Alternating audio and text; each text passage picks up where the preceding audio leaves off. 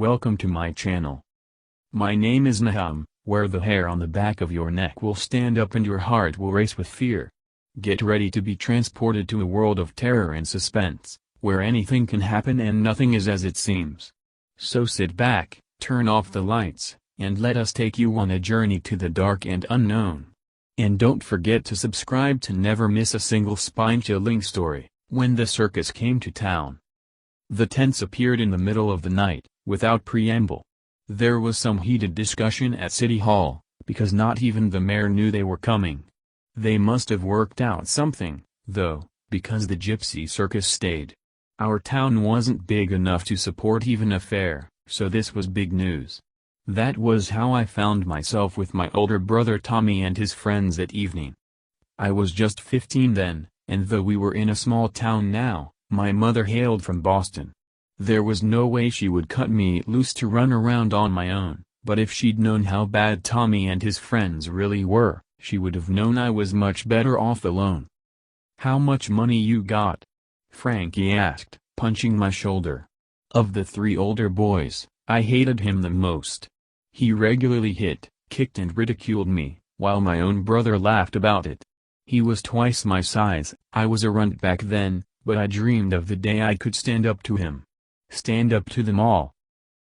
I gave him the 20 Mom had given me, but not the 5 I had tucked in my hat bill.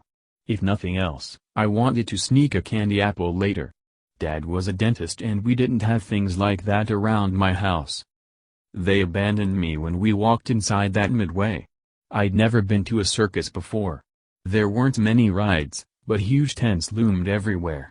Barkers told us to come one, come all, see the magnificent beasts of the wild, or the horrifying freaks of nature. I laughed at that one. I'd ridden in with the freaks of nature. Still, I wanted to see a lion.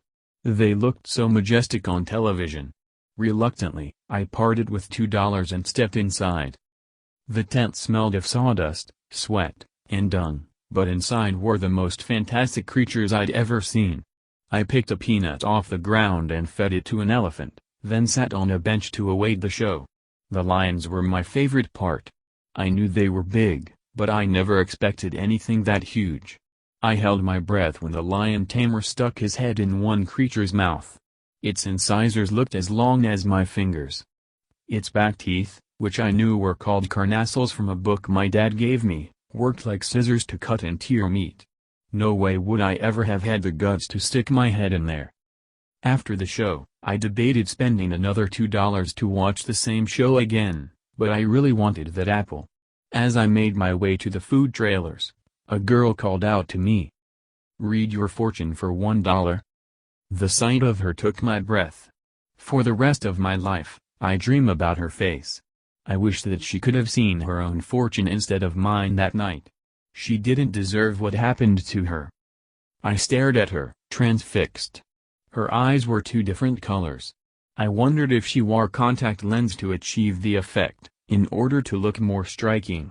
One was icy blue and the other brown, like mine. The effect was jarring, even more so because she was lovely. Long, black hair, full lips, dressed like a genie from a TV show with her smooth, tan belly bared. Hormones trumped hunger, and I let her lead me into her tent. She took my palm and stretched it out in front of her. She talked for a while, giving me vague predictions. Then she gave me a long look and said, "You need to stand up for yourself. Do not let others control your fate." I always wondered about that later, if she really saw that. It proved to be good advice. I wish I'd heeded it. She walked me out after my reading, her hand tucked into my arm. "Well, what do we have here?" Frankie boomed. "The little monkey has a girlfriend." Her hand tightened on my arm and then she smiled. "I'm taking a break." Frankie caught her arm as she tried to walk by, and Tommy and his friend James blocked her. I wanted to tell them to leave her alone, but my voice was a frog hung in my throat. "Hang on," Frankie said. "I got $1. I want my fortune told." Matter of fact, he leered at her. "What will a 10 get me?" To my horror, he grabbed her waist and pulled her against him. She struggled free and snarled something in a foreign language. Then she spat on her shoe. Frankie backhanded her, then dragged her into the tent. I turned to run and James tripped me. I went sprawling into the dust and my mouth filled with blood. James hauled me up and I heard a click as he opened the switchblade he always carried. He pressed it against my back. "One move and I'll slice your spinal cord," he said. "Snitches end up in ditches." It only lasted a few minutes, but it seemed like an eternity. They brutalized that girl. I heard her struggle at first, then nothing. That nothing terrified me. I was crying, blood and snot choking me. People walked right on by and nobody seemed to notice something was wrong.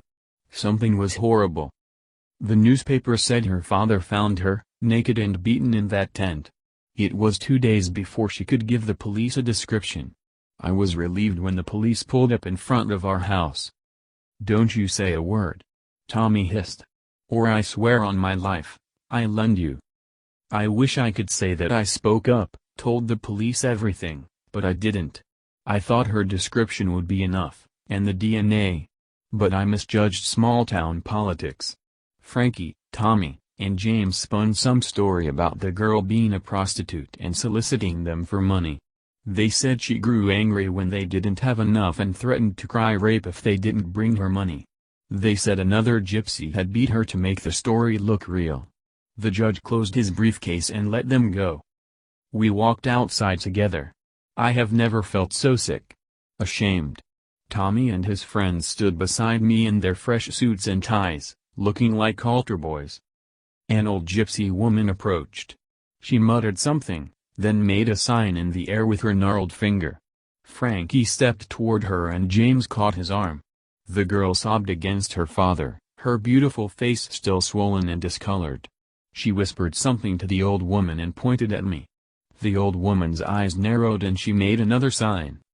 "That's enough," my father said, and led us away. The circus disappeared, and within a week, my brother and his friends were dead. Tommy got his hand caught in the garbage disposal at the restaurant he worked after school. As it chewed his arm, they thought the pain was making him delusional because he was screaming about the lion's teeth. He bled out before the ambulance got there. James fell off a ladder while he was helping his father patch their roof. The fall severed his spinal cord. Frankie died the most horribly of all. He wrecked around Johnson's Bend one night and his car caught on fire. Rescuers said they'd never forget his screams.